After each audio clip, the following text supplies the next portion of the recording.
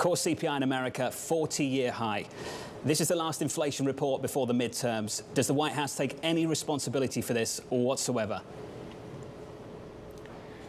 Well, look, it's clear that inflation is a challenge. It is a global challenge affecting countries around the world. And I think the first and most important point to make is that the United States is in a better position than virtually any other country to address this challenge and do what is necessary to bring prices down without having to give up all of the economic gains that we have made. That continues to be our focus, and that will continue to be our focus until we get this job done. The challenge is getting bigger. The president acknowledged this week the potential for a very slight recession. His words, his assessment. You briefed the president this week, Brian. Have your internal forecasts become more or less negative over the last few months?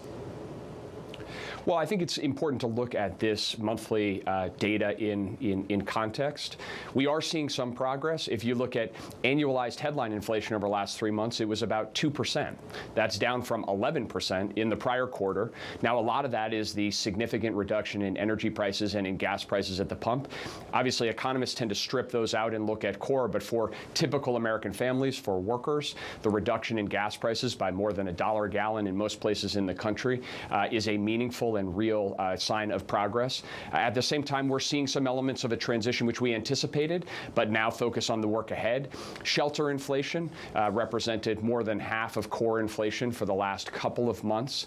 And obviously, that's a place where we're going to have to look very carefully because there is a well-known understanding that that data operates with a lag, and we're seeing some contemporaneous real-time evidence of sharp deceleration in rental price appreciation, sharp deceleration in home price appreciation. So that's going to be an area that we're going to have to stay very focused on here in the days and months Brian, ahead. can you see why people get really frustrated with politicians? 12 months ago, 6 months ago, you would have said strip out gasoline and look at what's happening elsewhere.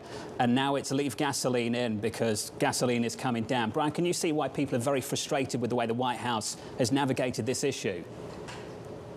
No, look, I'd take issue with that characterization. Why? We always say that we look at the data because we always say that we look at the data in the aggregate, and there's a reason to look in the fullness of overall inflation and then also to look at elements of the core, like I just said.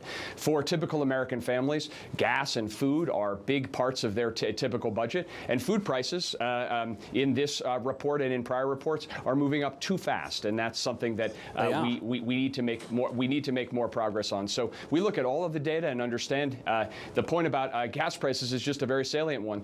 Your outlet, various others over the course of the spring spent a lot of time focused on the increase in gas prices and the impact that has on the economy, on consumer sentiment. Now that they're coming down, it's important to recognize that that has an impact on the economy as well. Well, more recently, they've been going back up, as well you know. It's why you've been very critical of Saudi Arabia over the last week. The president talked about consequences for Saudi Arabia. Brian, what consequences? What are they? Well, I'm not going to get ahead of the president, and as he said, he will make those decisions and make those announcements when he is prepared to do so.